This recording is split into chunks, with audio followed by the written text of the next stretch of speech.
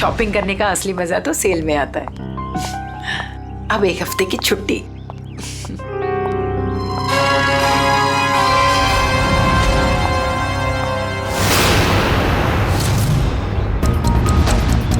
अब घर जाकर मम्मी से कहूंगी कि उनके हाथ की ठंडी लस्सी बना कर दे।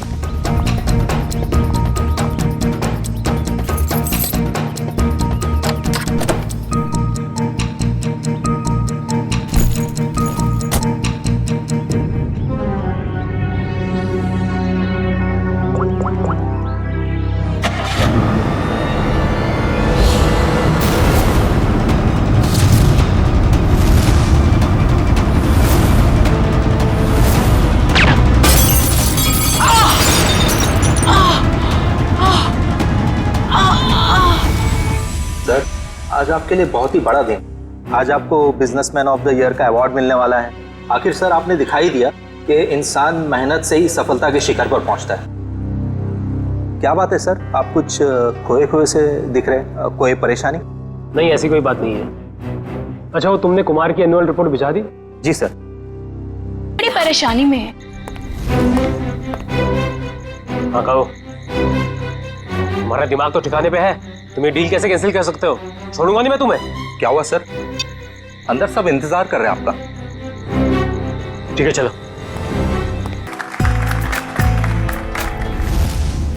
अब वक्त है उस घड़ी का जिसका आप सबको बेसब्री से इंतजार, बिजनेसमैन ऑफ द ईयर का अवार्ड देने का वक्त आ गया है।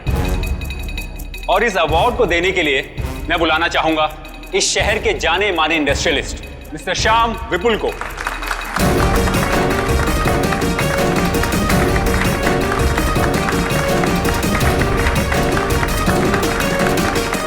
जैसा कि आप सभी जानते हैं, इस साल के बिजनेसमैन ऑफ द ईयर हैं मिस्टर विराज। अब मैं चाहूंगा मिस्टर विराज स्टेज पे आएं और अवार्ड रिसीव करें।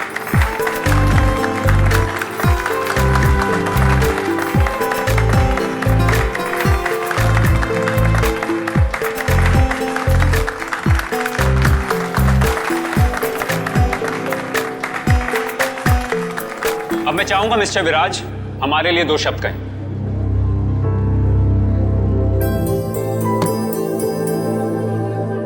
आप सभी का बहुत बहुत शुक्रिया। मैं सिर्फ इतना कहना चाहूंगा कि इंसान अगर चाहे तो मेहनत और ईमानदारी के बल पर जिंदगी में कुछ भी हासिल कर सकता है। इस अवार्ड को जीतने का श्रेय मैं अपने बहुत ही खास साथी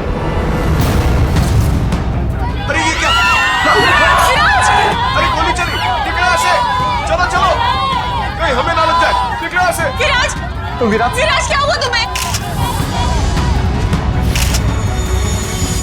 अभिजीत, गोली तो बाएं तरफ से चली है। बस इसका मतलब गोली चलाने वाला इसके सामने नहीं खड़ा था, साइड से गोली चलाई इसने। अगर ये यहाँ पे खड़ा होके बोल रहा था बाईं तरफ से गोली चली है, सर यहाँ कहीं पे होना चाहिए खूनी को। हाँ, पर यहाँ पर तो दीवार है अभिजीत, मतलब खूनी दीवार के सामने खड़ा था इन सारे लोगों के बीच में। किसी ने तो सुना होगा, देखा होगा गोली चलाते वक्त। ये इधर दीवार पे मेहमान थे इस तरफ?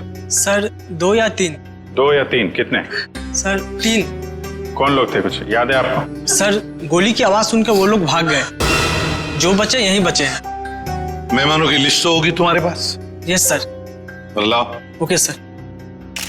वैसे आप लोगों ने देखा किसी को गोली चलाते हुए? नहीं सर। कमाल है, एक आदमी यहाँ पे गोली चलाता है, इनकी मौत हो जाती है, ना किसी ने कुछ देखा ना सुना। ऐसा कैसे हो सकता है? सर दरअसल हम सबका ध्यान स्टेज पे चल रहे प्रोग्राम पे था, इसलिए गोली कहाँ से आई वो पता ही नहीं चला। हाँ हाँ सचिन, यहाँ पे सारी ग्लासेस बिल्कुल ठीक ठाक है, लेकिन इस ग्लास पे क्रैक है। अभिजीत, ग्लास में क्रैक है, मगर ग्लास खड़ा का खड़ा ही गिरा नहीं है। ऐसा क्रैक तो तभी आएगा सर, ये ग्लास किसी से टकराए या फिर बहुत जोर की आवाज हो ग्लास के पास। जरूर ये आवाज गोली चलने की है, और वो गोली इसी ग्लास के करीब से ही चलिए। अंके, हाँ आजा। देख, लगता है गोली यहीं से चली है, ग्लास के पास से।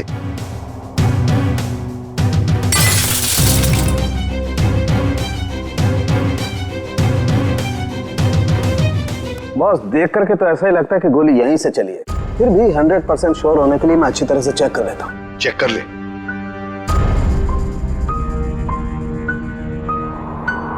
आप लोग उसे बिल्कुल नहीं छोड़ना जिसने विराज को मारा है। बिल्कुल, आपसे वादा करते हैं, जिसने भी ये किया है उसे कड़ी से कड़ी सजा दिला देंगे। तू हिम्मत से काम ले। अगर तू ऐसे करेगा तो काम कैसे चलेगा? चुप हो जा। सीआईडी से आज तक कोई भी मुझे बच नहीं पाया। आप सर, मैं शेखर, विराज का चचेरा भाई। और फिर आप? मेरा नाम आशिका है सर। मैं विराज की वर्षों से बिजनेस पार्टनर हूँ सर। और सर मैं विराज जी का पीए हूँ। तो फिर आप में से किसी को भी किसी पर भी शक है किसने किया होगा? नहीं सर, उनकी तो किसी से कोई दुश्मनी नहीं थी। नहीं, दुश्मनी तो थी, नहीं तो कोई खून क्यों करेगा? सर मैं कुछ कहना चाहता हूँ। कहिए। सर विराज जी का आज शाम से बहुत ज्यादा मूड खराब था। खराब मूड?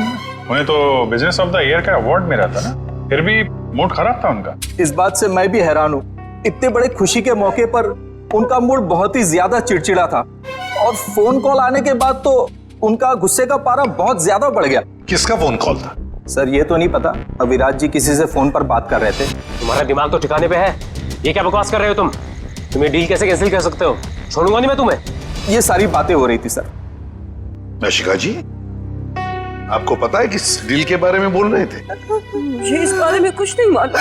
अरे ये कैसे हो सकता है कि आपको इस बारे में कुछ भी पता नहीं?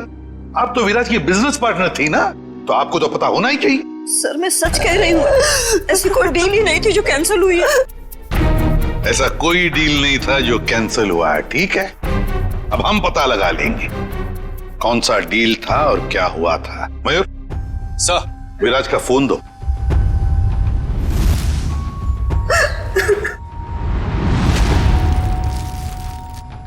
देखो जरा, आखिरी फोन।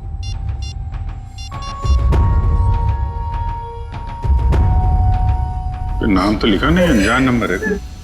फोन लगा के देखो। फोन बंद आ रहा। फोन बंद आ रहा? अभिजीत, फोन बंद आ रहा है, इसका मतलब है विराज की मौत का जिम्मेदार ये फोन कॉल ही है। पता लगाना पड़ेगा ये फोन नंबर है किसका। मनसा, बेकार की जिद छोड़ दो ना। मम्मा प्लीज समझने की कोशिश करो, मुझे सीआईडी के पास जाना ही होगा, उनसे मदद लेनी होगी। मम्मा नहीं, मैं तुम्हें नहीं जाने दूंगी। फिर से हमला हो गया तुम पर तो। मम्मा प्लीज, मैं जो कर रही हूँ वो ठीक कर रही हूँ। Let me do it. हाँ, मैं सीआईडी के पास जा रही हूँ, क्या तुम मेरे साथ चलोगे? ओके।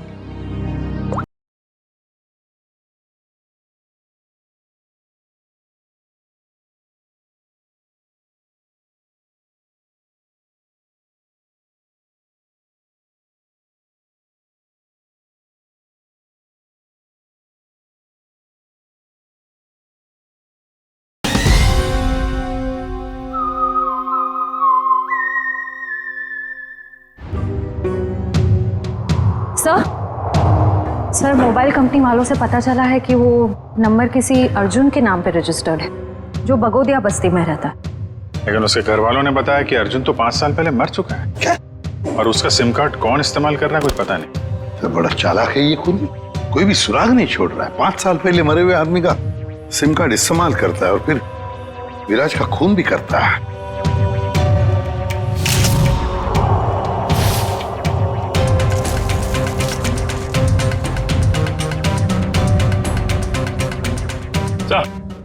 हाँ। ये देखिए सर, ये देसी कट्टा मिला है इसमें से। लगता है भूनी भागते वक्त गलती से यहाँ गिरा गया। अजीब को नहीं है सर, भाग गया लेकिन हथियार यहीं छोड़ गया हमारे लिए। सर प्लीज हमारी मदद कीजिए, हम बहुत बड़ी मुसीबत में हैं सर। एक मिनट, कौन है आप लोग? सर मेरा नाम मनसा है और ये मेरे बिजनेस पार्टनर है अमन। अच्छा, क्या हुआ बताइए। सर हमें किसी ने मारने की कोशिश की है सर, हमारी जान पे हमला हुआ है। किसने किया हमला तुम लोगों पर? कौन, जानते हो आप लोग? सर कुछ नहीं पता है और समझ में नहीं आता है कि हमें मारकर किसे फायदा होगा। देखिए प्लीज आप घबराइए मत, हम लोग पता लगा लेंगे। अच्छा ये बताइए कि जब आप पे हमला हुआ तो क्या आप लोग साथ साथ थे? नहीं सर, अलग अलग जगहों पे हमला हुआ, मुझ पे मेरे ऑफिस में और मंशा पे शॉपिंग मॉल के पार्किंग लॉट में हुआ सर। जी सर, कल दोपहर को करीब 12 और 1 के बीच में। कल दोपहर को? और आप लोग आज हमारे पास आए हैं? आज? कल क्यों नहीं आए? सर हम घबरा रहे थे सर, बड़ी मुश्किल से हम हिम्मत बटोर के आपके सामने आए सर। अच्छा, जिन लोगों ने आप पे हमला किया उनके चेहरे तो देखे होंगे ना आप लोगों ने? सब कुछ इतना जल्दी हुआ कि मैं ठीक से कुछ देख भी नहीं पाई। और ये देखिए, गोली मेरे बाजू में लगी। बड़ी अजीब बात है, गोली चलाने वाले ने देखा तक नहीं कि गोली निशाने पर लगी है या नहीं। सर अच्छा ही हुआ कि उसने नहीं देखा, वरना शायद आज मैं आप लोगों के सामने जिंदा नहीं खड़ी होती। सर जरूर ये किसी अनाड़ी का काम है, क्योंकि अगर प्रोफेशनल होता तो ऐसी गलती बिल्कुल नहीं करता। अमन, क्या तुम पर भी गोली चली थी? सर मेरे साथ जो हुआ वो तो बहुत ही ज्यादा अजीब था सर। हेलो। अरे नहीं यार, ऑफिस में आज अकेला ही हूँ, शनिवार था इसलिए सभी लोग चले गए। मेरा भी थोड़ा बहुत ही काम बाकी है, बस मैं भी जाने ही वाला हूँ। Okay, take care, bye bye bye.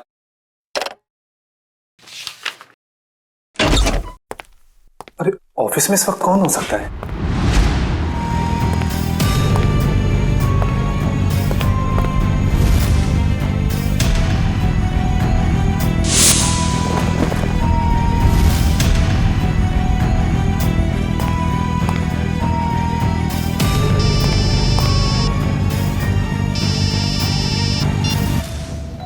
क्या उते टोका था मैं?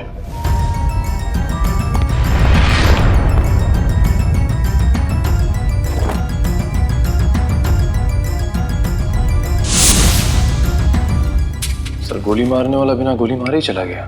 वही तो। सर ये तो बहुत अजीब है। सर जो कुछ भी हुआ, कम से कम मेरी जान तो बच गई सर। नहीं, ये तो बड़ी अच्छी बात हो गई। अब आप लोग हमारी एक मदद कीजिए उनका स्केच बनवाने में। सर स्केच तो बनवा देंगे, मगर ब्यूरो से बाहर जाने से डर लग रहा है सर, कहीं फिर से हम पे हमला हुआ तो। अब आप पर कोई हमला नहीं कर सकता। अब आप लोगों की सुरक्षा की जिम्मेदारी हमारी है। एक बात समझ में नहीं आ रही है, मंशा पर गोली चलाने वाला करीब से गोली चलाता है मंशा पर जानलेवा गोली नहीं चलाता, और जो अमन पर गोली चलाने गया था वो बिना गोली चलाए वापस चला जाता है। ऐसा क्यों? नहीं, ये कुछ अलग ही चक्कर है। सर ये रहा स्केच। Thank you. जाओ। आपको पूरा यकीन है यही लोग हैं वो? हाँ सर, लगभग ऐसे ही थे। ठीक है, थैंक यू वेरी मच। अब आप लोग जा सकते हैं, लेकिन निश्चिंत रहिए, आपकी सुरक्षा के लिए हमारे सीआईडी ऑफिसर्स तैनात रहेंगे। Thank you. Thank you sir. Shreya, देखो क्या ये दोनों पुराने पापी है क्या?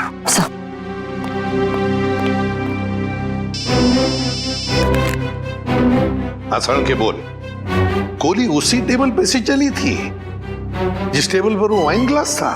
ओके ठीक है सर। हाँ, मिल गया? नहीं सर, उन दोनों का हमारे डेटाबेस में तो कोई रिकॉर्ड ही नहीं है। कोई भी रिकॉर्ड नहीं है उन दोनों का? अच्छा, एक काम करते हैं, वो मॉल जिसके पार्किंग लॉट में मंशा पर हमला हुआ था और अमन का ऑफिस, इन दोनों जगहों के पास उस वक्त जिस वक्त गोली चली थी, उस वक्त जितने भी सेलफोन्स नेटवर्क में थे उन सब का पता लगाते हैं। पर सर ऐसे तो सैकड़ों लोग होंगे। बिल्कुल, सैकड़ों लोग होंगे, सैकड़ों फोन होंगे, मगर मुजरिम उन्हीं में से ही कोई है, उन्हीं में से ही कोई है जो सबसे करीब थे उस पार्किंग लॉट में मंशा के पास, और सबसे करीब थे अमन के पास उसके ऑफिस में। उन्हीं में से ही है जो सबसे करीब थे इन दोनों के। फ्रेडी और पंकज को बोलो पता लगाने के लिए। सर फंक्शन का फुटेज रेडी है।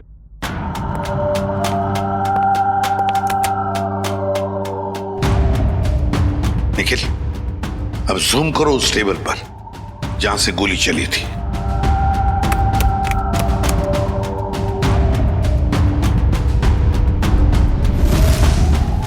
माय गॉड, सर इस टेबल पे तो 3 लड़कियां बैठी हैं। इसका मतलब इनमें से किसी ने विराज पे गोली चलाई। पता लगाना पड़ेगा है कौन ये 3 लड़कियां। इतनी लंबी लिस्ट, मुझे तो मेरे स्कूल के दिन याद आ रहे हैं और इतिहास के राजा महाराजा के नाम रट रहा हूं। ले भैया, एक और लिस्ट आ गई। इतनी लंबी लिस्ट, सर मैं बेहोश हो जाऊंगा। घबराइए नहीं सर, ये आखिरी है। अच्छा, मुझे तो नींद आ रही है। उस दिन मंशा वाले मॉल और अमन के ऑफिस के पास इतने सारे लोग थे, जो हमें चाहिए उसे ढूंढेंगे कैसे? एक काम करते हैं सर, 2-4 लोगों को फोन करके देखते हैं। हमारा नसीब शायद बुलंदी पे हो और हमें मुजरिम मिल जाए। अच्छा आइडिया है, लगा फोन।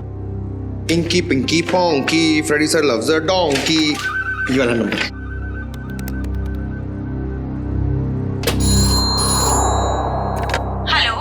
हेलो, क्या नाम है आपका मैडम? तुम्हें क्यों बताऊं? तुम्हें शर्म नहीं आती? अनजान लड़की को फोन करके परेशान करते हो। अरे नहीं मैडम, आप समझ नहीं रही हैं। अगर तुमने मुझे दोबारा फोन किया ना तो मैं सीआईडी को कंप्लेंट कर दूंगी। मैं खुद सीआईडी से हूँ और मैं इंडियन क्रिकेट टीम की कैप्टन हूँ।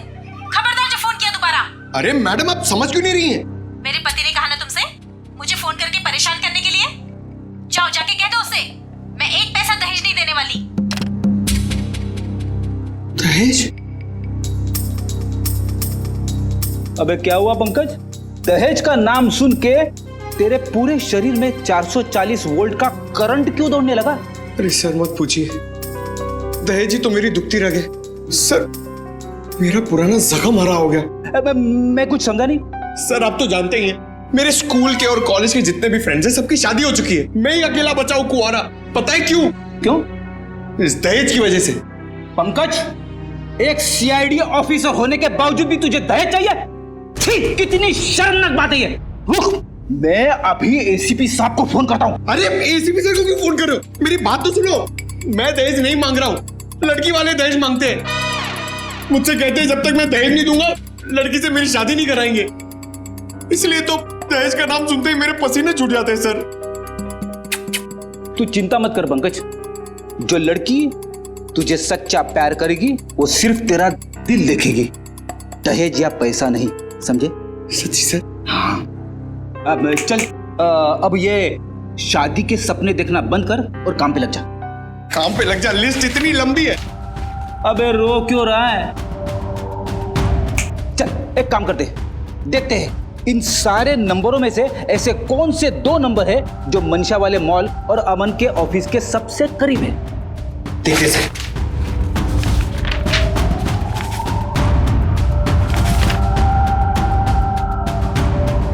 सर ये नंबर देखिए सर। सर ये मॉल से सिर्फ 70 मीटर दूर है। सर ये नंबर देखिए, ये ऑफिस से 20 मीटर दूर है सर। एक्सक्यूज मी, ऐसा आप जरा बता सकते हैं कि ये और ये 2 नंबर किसके नाम पे? एक मिनट।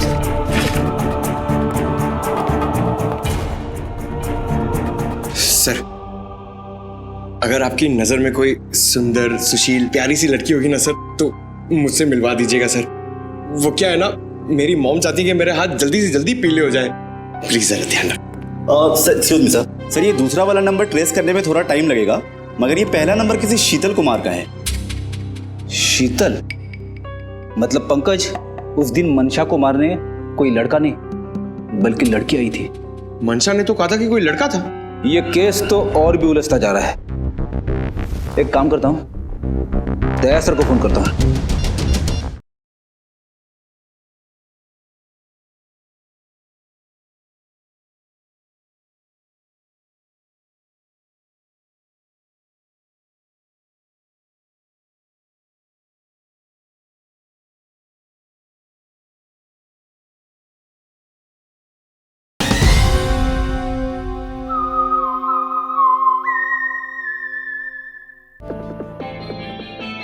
सर क्यों बुलाया हमें यहाँ?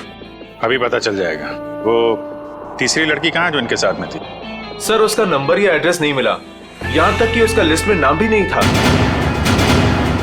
उसका नाम भी नहीं था मेहमानों की लिस्ट में? तो फिर अब ये जरूर किसी और के इनविटेशन पर अंदर घुस गई और विराज पर गोली चलाकर भाग गई।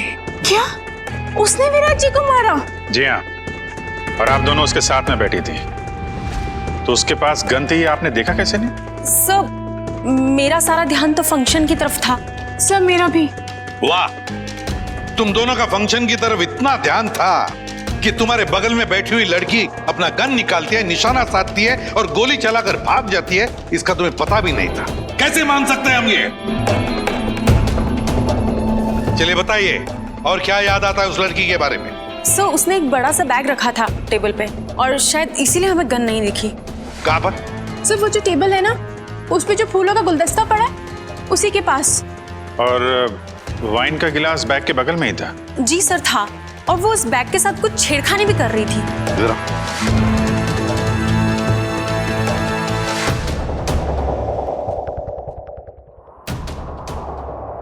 तुम दोनों यहाँ बैठी थी? जी सर। और उसने बैग कहाँ रखी थी? सर उसका बैग यहाँ पर था और गिलास यहाँ पर। जी सर।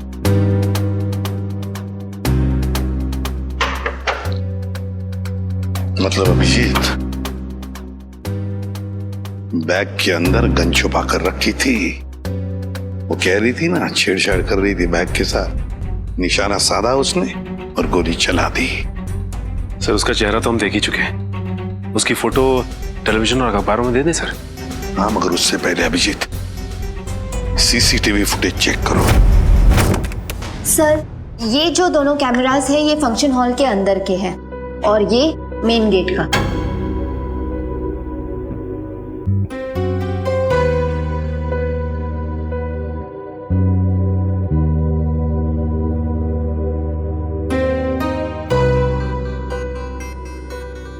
तो काफी देर से आई फंक्शन में।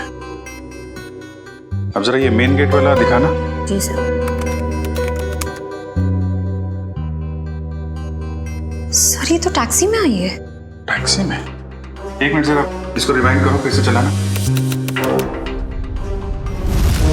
पॉज।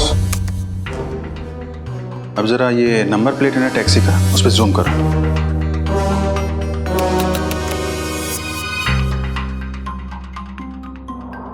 टैक्सी कंपनी से पता करो कहां से बैठी थी ये इस टैक्सी में।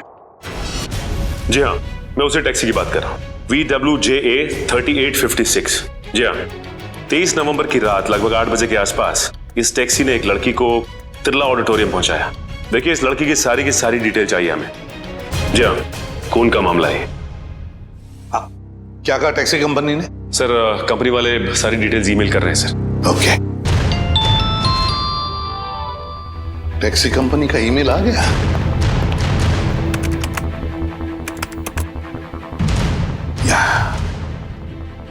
ये रहा उनका मुंबई का रोड मैप, और ये है वो लाल डॉट, ये है वो टैक्सी, और उस टैक्सी का रूट ये था, ये देखो, तिरला ऑडिटोरियम। मतलब उस लड़की ने टैक्सी ज्वाला रोड से पकड़ी है, ज्वाला रोड से। बहुत होशियार है लड़की सर, इसने टैक्सी अपने घर पे नहीं बुलाई बल्कि भीड़ भाड़ वाली रोड पे बुलाई। लगता है इस लड़की का घर ज्वाला रोड के आसपास ही होगा। निखिल, काम करो, तुम और जयवंती जाओ, ज्वाला रोड जाओ और अच्छी तरह से पूछताछ करो।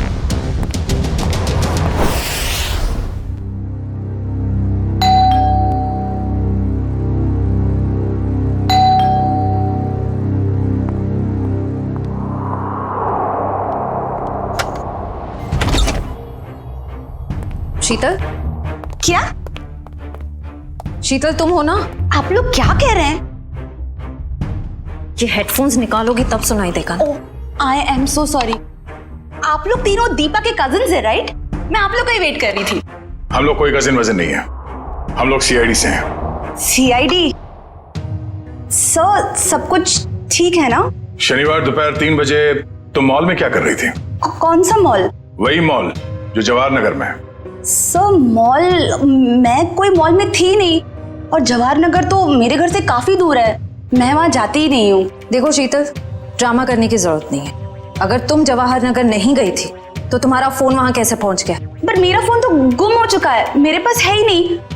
आप लोगों को मिला क्या? ओह, तो फोन मिलने रहा है, बहाने अच्छे हैं, मगर सीआईडी के सामने ये सारे बहाने पिट जाते हैं, क्योंकि हमें ये भी पता है कि इस वक्त आपका फोन कहाँ है। यहीं पर है, घर पे, नेटवर्क यही बता रहा है। पर मेरे पास तो मेरा फोन है ही नहीं, और नेटवर्क और सिग्नल, हाँ शायद हो सकता है कि मेरी काम वाली बाई ने चुराया हो। मैं उसे इनफैक्ट निकालने वाली थी काम से। अंदर कौन है? कोई नहीं, शायद चूहा होगा। चूहा? आप लोग कहाँ जा रहे हैं? आप लोग मेरी मर्जी के बगैर मेरे घर में नहीं जा सकते। सुनिए, आप लोग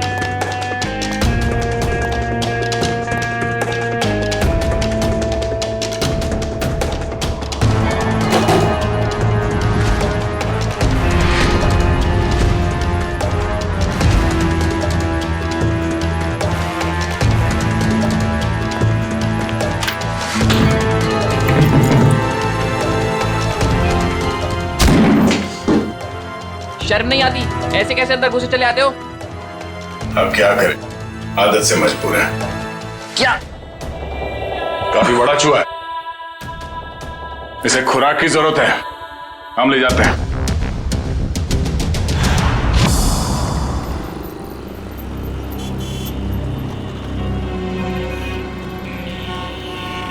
रॉम टैक्सी में यहां से बैठी होगी वो, लेकिन उसे टैक्सी यहां से क्यों पकड़ी होगी, कहीं और से क्यों नहीं?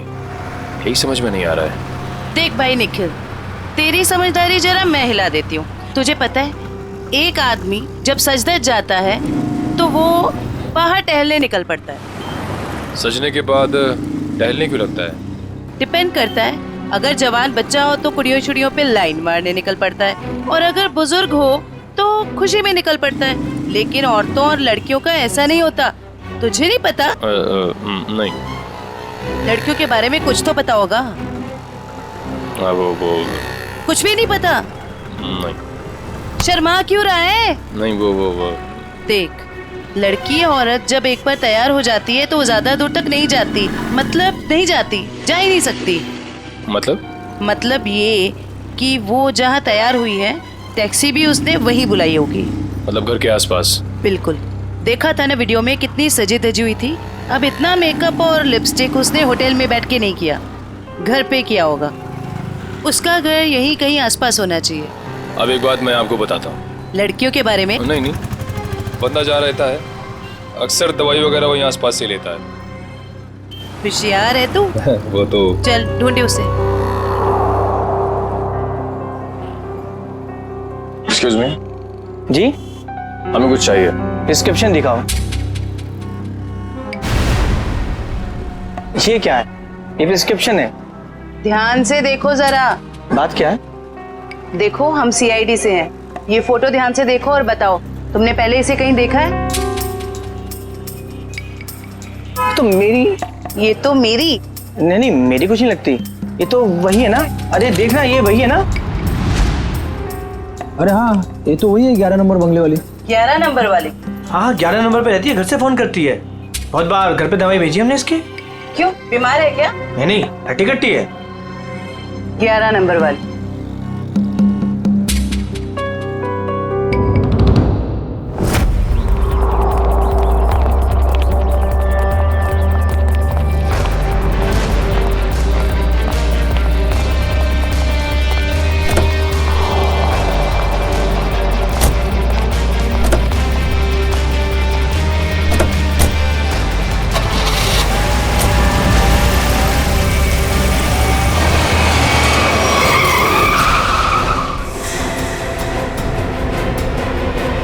ओ मैडम, गाड़ी हटाओ।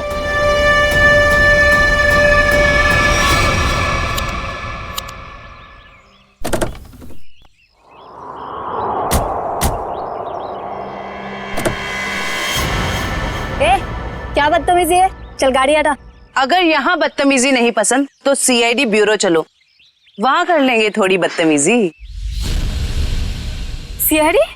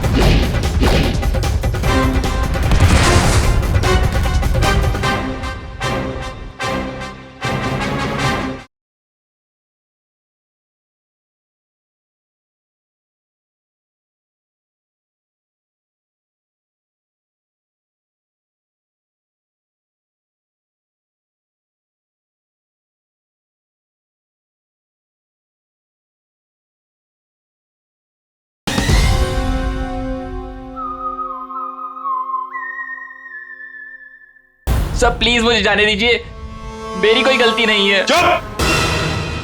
पैसे लेकर लोगों को मारते और कहते हो तुमने कुछ नहीं किया। किसने कहा था तुम्हें मंशा और अमन को मारने के लिए? प्रीतम ने। कौन प्रीतम? वो बड़ी पार्टियों से सुपारी का कॉन्ट्रैक्ट लेता है और हम जैसे लोगों में बांट देता है। मुझे मंशा को मारने के लिए कहा था उसने, और मेरे दोस्त रिंकू को अमन की सुपारी दी थी। मतलब पैसे लेकर लोगों को मारने का पूरा नेटवर्क ये प्रीतम चलाता है, और फिर मंशा और अमन को मारने के लिए प्रीतम को किसने कहा?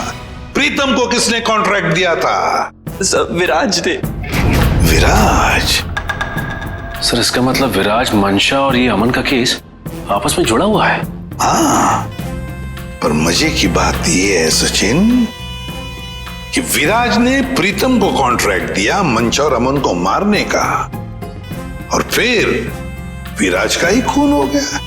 सर कहीं ऐसा तो नहीं कि अमन और मंशा ने मिलकर विराज को मरवा दिया हो? तो फिर मंशा और अमन हमारे पास क्यों आते? अच्छा, ये तुम्हें सुपारी मिली थी ना मंशा और अमन को मारने की, तो फिर तुम और तुम्हारे दोस्त नाकामयाब कैसे हो गए? नाकामयाब नहीं हुए थे सर, प्रीतम ने आखिरी वक्त पर सुपारी कैंसिल कर दी थी। प्रीतम ने आखिरी वक्त इन दोनों को मारने का प्लान ही कैंसिल कर दिया? क्यों? ये चक्कर क्या है? मुझे तो लगता है विराज की मौत के पीछे इस प्रीतम का हाथ है। दीपिका। जी सर। तुम्हें विराज को मारने के लिए किसने कहा था? प्रीतम ने। प्रीतम ने?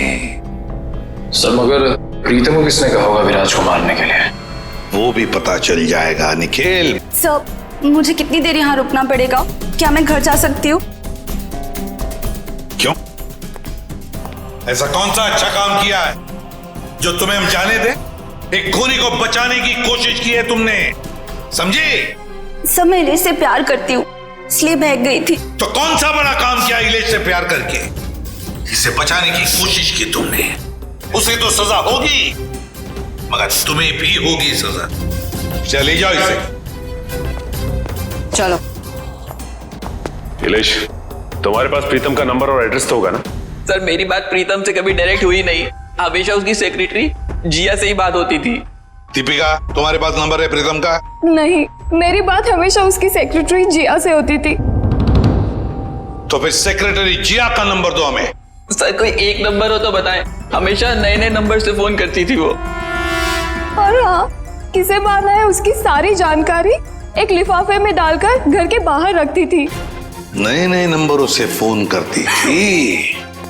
बड़ी चालाक समझती है ये अपने आप को सेक्रेटरी जिया, लेकिन उसे पता नहीं अब उसका पाला पड़ा है हमसे, सीआईडी से। अब ज्यादा देर बच नहीं सकती वो। जिया ने जिन जिन नंबरों से तुम्हें फोन किया है वो सारे के सारे नंबर चाहिए हमें अभी, इसी वक्त।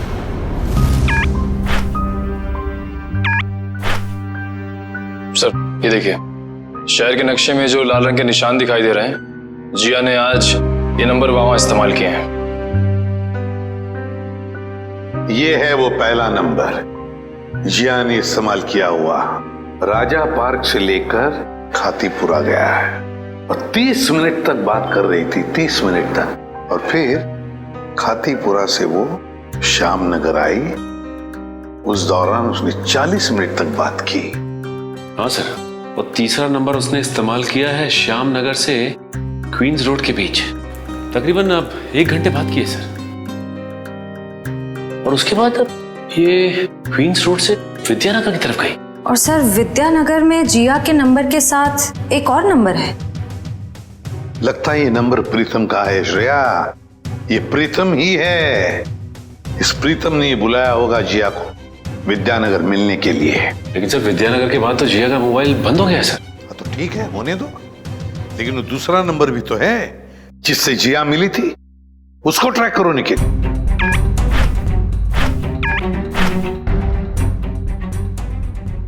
सर फिलहाल ये नंबर सिविल लाइन के किसी बंगलो में है, बंगलो नंबर 17।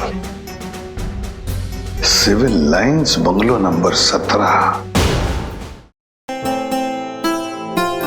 जिया, तेरी साड़ी तो बहुत अच्छी लग रही है, कहाँ से खरीदी? स्पेशली ऑर्डर देके बनवाई है, डिजाइनर है। वाह जिया, तेरी चॉइस को तो मानना पड़ेगा। एक मिनट। मेरा एक बहुत पुराना दुश्मन है, मुझे उसे मरवाना है, दाम जो भी चल लग जाए। लगता है किसी आशिक का फोन आया है। मैं प्रीतम जी की सेक्रेटरी बोल रही हूँ, आपका संदेश उन तक पहुँचा दूंगी। 10 लाख लगेंगे। अरे 20 लाख दूंगा, लेकिन वो बचना नहीं चाहिए। बहुत नफरत करते हैं हमसे, ऐसा क्या बिगाड़ा है आपका? मिल के बताता हूँ आपको। लगता है दरवाजे पे कोई आया है, मैं आपको थोड़ी देर में कॉल करती हूँ।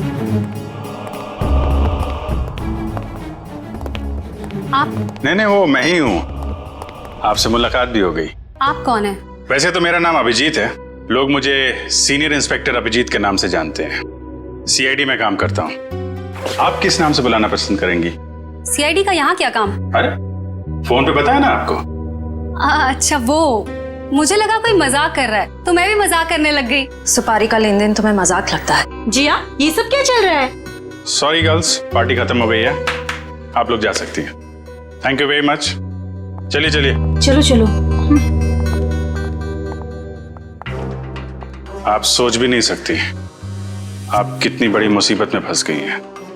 देखिए, मैं प्रीतम के लिए काम करती हूँ, लेकिन मैंने आज तक उसे नहीं देखा। वाह सर, अभी तक ये कह रही थी कि प्रीतम को जानती नहीं है, अब कह रही है देखा नहीं है। ऐसा ना हो थोड़ी देर के बाद ये कहें कि ये खुद प्रीतम है। अरे मैं ऐसा क्यों कहूंगी? मैं प्रीतम नहीं हूँ, मैं तो जिया हूँ। जरा आईडी दिखाइए अपना। ID card? हाँ, I card, driving licence, PAN card, passport, कुछ भी नहीं है। नहीं है? ओह, जरा मैडम का बैग चेक कर लीजिए।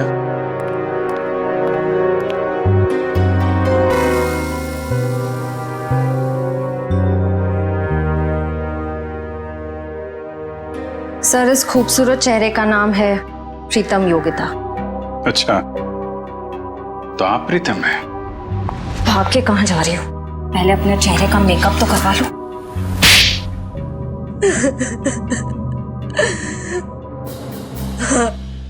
मैं ही प्रीतम हूँ और मैं ही सुपारी लेने का काम करती हूँ। आज की सुपारी किसने दी थी तुम्हें?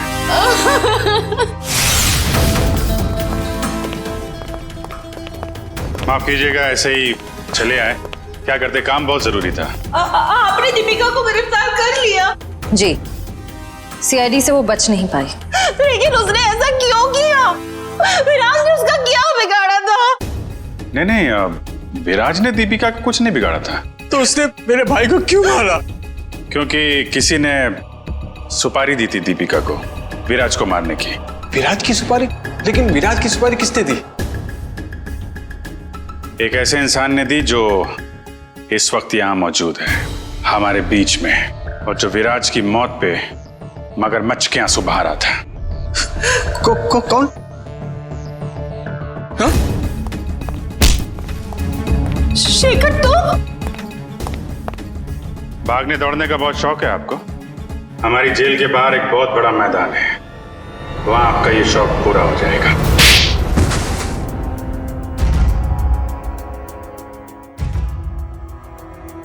कहने के तो ये हमारा फैमिली बिजनेस था, लेकिन सच तो ये था कि पूरा कारोबार सिर्फ और सिर्फ विराज भैया चलाते थे। और इस बात की तुम्हें जलन थी? क्यों नहीं होगी जलन? सारी प्रॉपर्टी उनके नाम पे, सारी फैक्ट्रियां, सारी इंडस्ट्री उनके नाम पे थी।